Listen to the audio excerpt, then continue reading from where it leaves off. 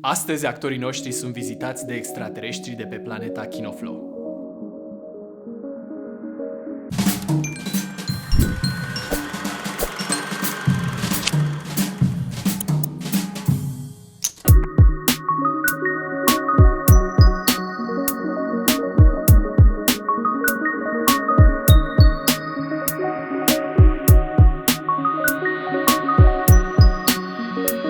Bun venit în studioul Cinegraf. Eu sunt Vladimir.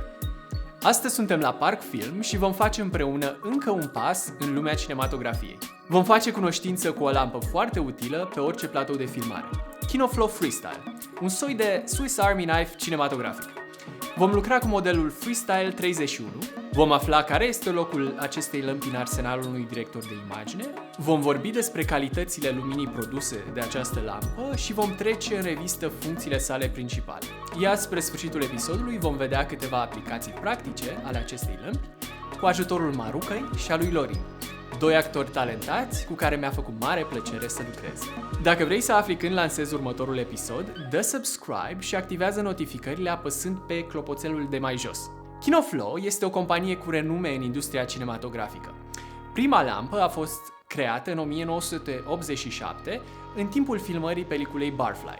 Directorul de imagine, Robbie Mueller, avea de filmat secvențe într-un spațiu înghesuit și nu putea îngrămădi lămpi tradiționale în acea locație. Pentru a rezolva problema, gafferul său, Frieder Hochheim, și asistentul său best boy Gary Swink au construit o lampă fluorescentă de mare putere care avea balastul detașat, permițând astfel lămpii în sine să fie compactă și destul de ușoară să poată fi montată pe perete cu bandă adezivă. Multă bandă adezivă. Hochheim și Swink au creat ulterior compania Kinoflow, iar lămpile lor au fost adoptate cu mare entuziasm de directorii de imagine, iar astăzi sunt considerate un instrument standard în industria cinematografică. Din 1987 până astăzi au trecut 32 de ani și tehnologia a avansat. Mari schimbări s-au petrecut cu pregădere în ultimii ani, odată cu îmbunătățirea și adoptarea pe scară largă a tehnologiei LED. Un mare dezavantaj structural al lămpilor Kinoflow a fost astfel depășit. Fragilele tuburi fluorescente din sticlă au fost înlocuite cu panourile LED.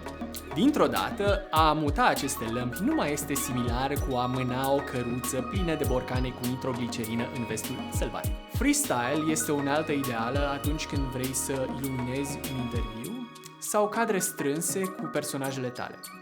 Folosită drept key light, oferă un aspect plăcut, lumina sa fiind difuză. Iar de aici, modul în care poate fi folosit este limitat doar de imaginație. Fiind ușoară, poate fi montată aproape oriunde. Poți lega chiar și cu sfori și o poți plasa strategic oriunde dorești să ai un accent de lumină, fie că vrei să iluminezi personajele sau setul. Acesta vine însoțit de moleți, un grid de 90 de grade ce se montează cu scai pe panou, cutia de control, cabluri și sistemul de prindere. Panoul produce lumină albă, dar este de asemenea și un panou RGB. Un aspect important este că modulele ce produc lumina albă sunt separate de cele RGB. Calitatea ambelor tipuri de lumină este fantastică. Intensitatea luminii poate fi variată de la 1 la 100%. Pentru lumina albă, temperatura de culoare este ajustabilă între 2700 și 6500 de grade Kelvin. Echilibrul verde-magenta poate fi ajustat pentru a putea potrivi lumina cu alte soiuri de lămpi, cu pregătele lămpi HMI, fluorescente sau LED, aceste tehnologii fiind predispuse la shifturi către o tentă verzuie sau magenta. Când ajustezi intensitatea luminii din dimmer, intensitatea crește treptat și continuu, fără fluctuații, chiar și filmând slow-mo, nu ai parte de niciun fel de flicker. În modul RGB, lampa poate produce o paletă de peste 2 milioane de culori. Practic poți crea aproape orice culoare îți imaginezi. Poți ajusta saturația culorilor și unghiul cromatic, adică hue angle. Cutia de control rulează același firmware True Match găsit la toată linia de panouri LED de la Kinoflow. Iar în particular, Freestyle folosește același controller ca linia de panouri Select. În meniul unității de control se găsesc 4 moduri diferite: geluri, RGB, white și effects.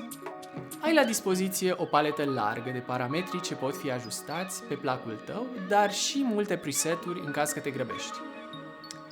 Iar acum, împreună cu Maruca și Lorin, să vedem cum arată lumina produsă de KinoFlow Freestyle 31 în practică.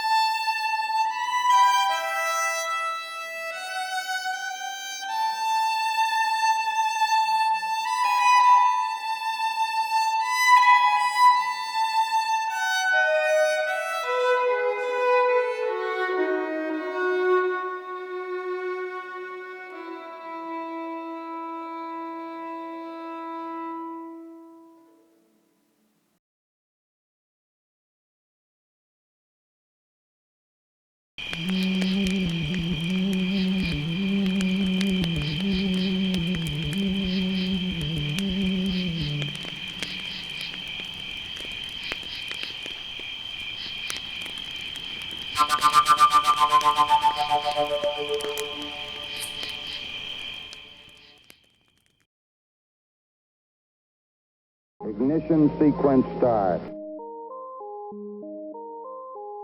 All engine running.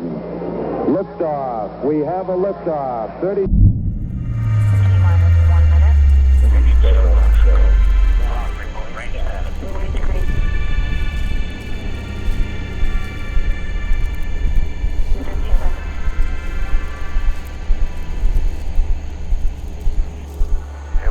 Something flashing visually, but we're not sure that that might be.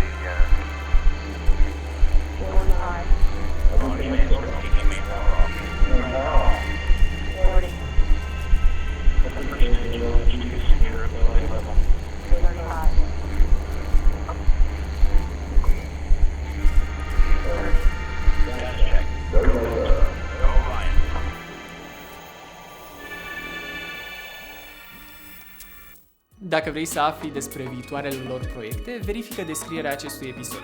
Dacă vrei să folosești Freestyle 31 în următoarea ta producție, intră pe parkfilm.ro, unde găsești mai multe informații. Nu uitați să dați subscribe și să apăsați pe clopoțelul de mai jos pentru a primi notificări atunci când lansez un nou episod.